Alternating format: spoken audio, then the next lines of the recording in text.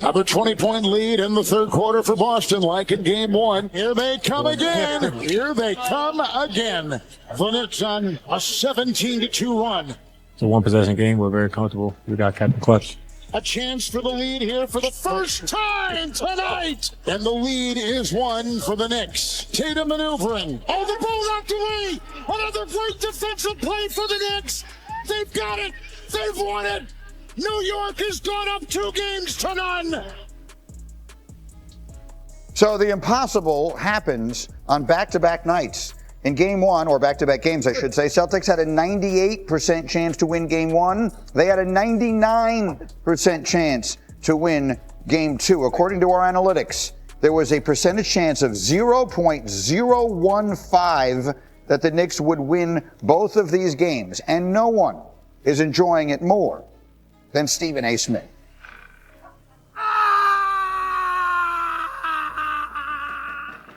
Go New York, go New York.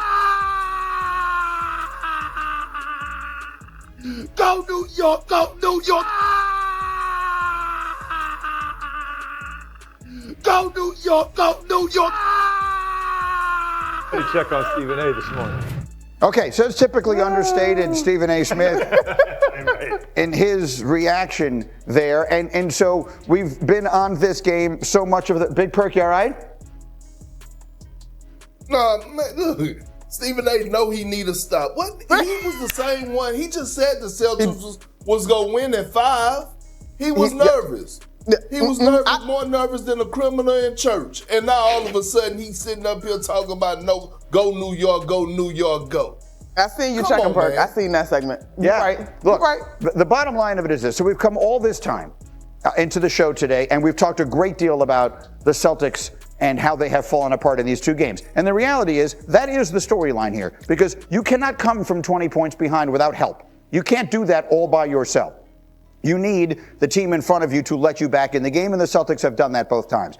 But we've also come 32 minutes into the show without saying what needs to be said, and we'll say it now.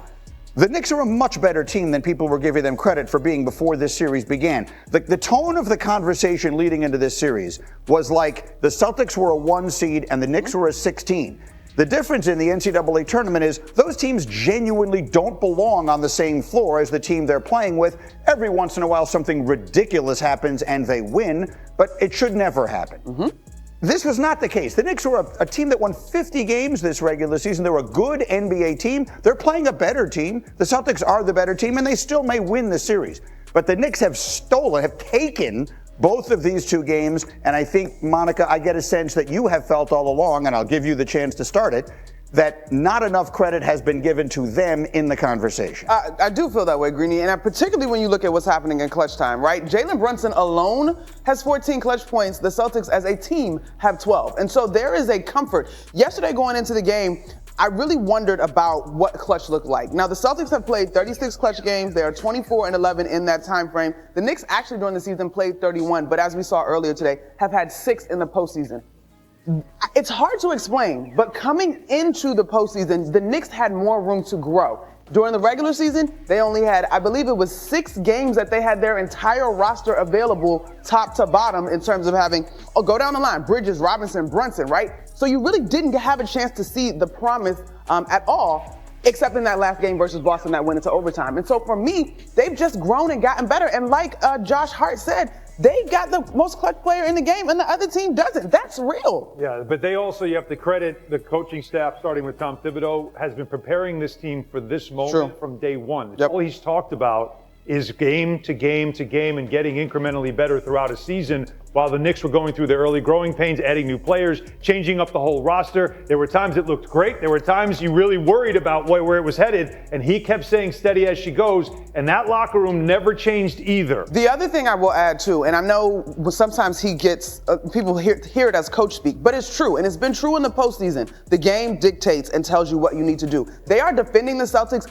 differently schematically than what we saw during the regular season. And it is making a difference. Let me get Winddy in here. Windman, how about it? There's been a lot of talk, and understandably so. The Celtics are the defending champs. They have all the big superstars. There's been a lot of talk about what they haven't done. How about what the Knicks have done?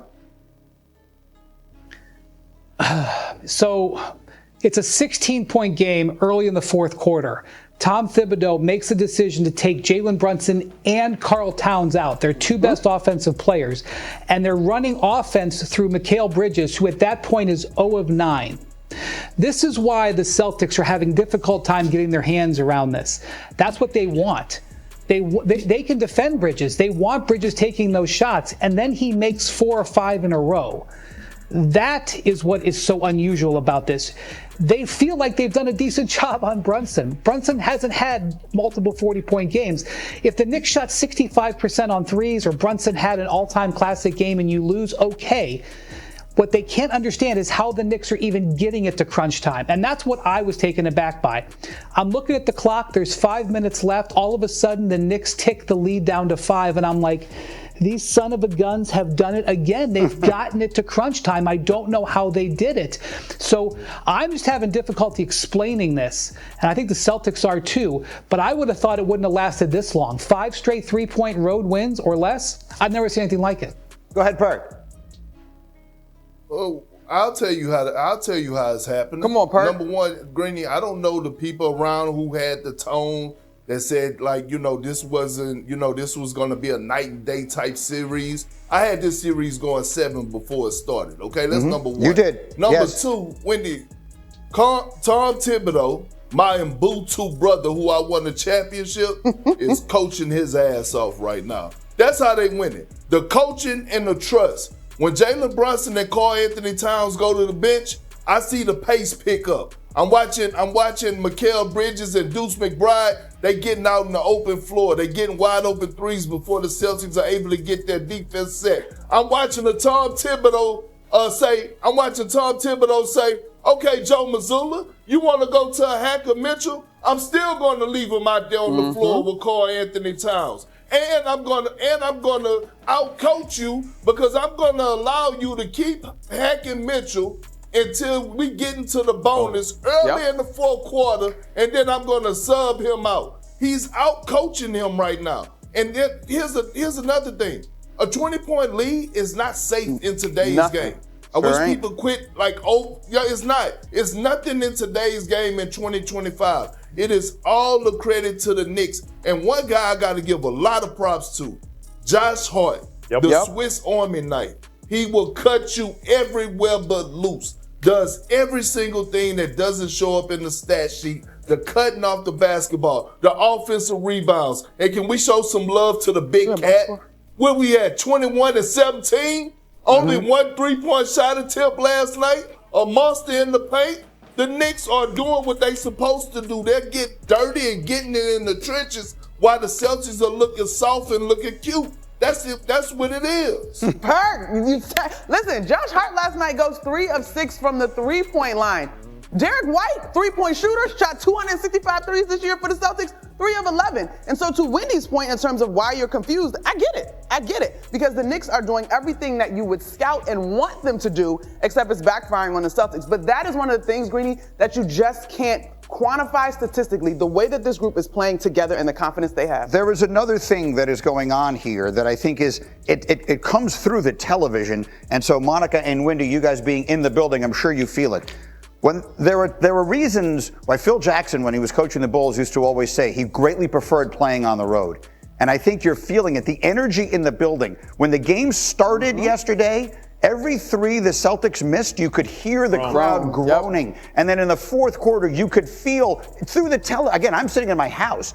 I can feel it on the television window. You're in the building. The Celtic fans can feel it happening again, and that energy has to trickle down on some level to the players one way or another.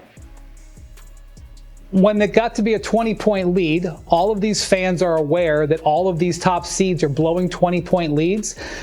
The jokes, you could hear them in the stands. You could hear them on press row. Oh my gosh, that the higher seeds got a 20-point lead at home. It's curtains. You just give the game to the Knicks. But it was nervous laughter.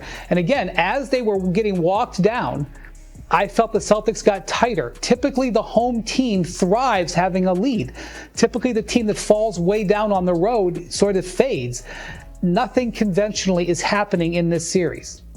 14 minutes, or the lead was 14. I think it was about 4 minutes to go in the third quarter. My terrific radio partner, Tyler Murray, he says it on our call. You can feel the anxiousness in this building. And it unfolded in exactly that. And I think to answer the question on how they're coming back, when they're closing the gap on these runs, Greeny, there's just a relentlessness that either you got or you don't. Josh Hart ripping rebounds, going coast to coast, like Mikal Bridges finding his way in the middle range. They look like a team that had more energy, and that's funny because they're the team that played all these minutes, and everybody said it's going to wear them down. They look like they built themselves up for this point of the season, and the Boston Celtics looked like they had tired legs. Yes, and perhaps that is the reason for what we'll finish this part of the conversation by saying. The reality is the Celtics are missing makeable shots in the fourth quarter. They just are. Whether that's because they're tight, whether that's because they're tired, it doesn't make. What's your favorite team?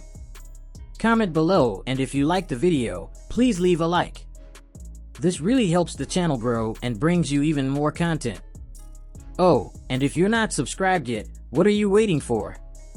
Click the subscribe button and activate the bell to receive all notifications. With each game, we noticed that the NBA is getting more competitive every day, and all the teams are looking for reinforcements to win the championship. And only here can you follow your favorite team daily with incredible content from different sources.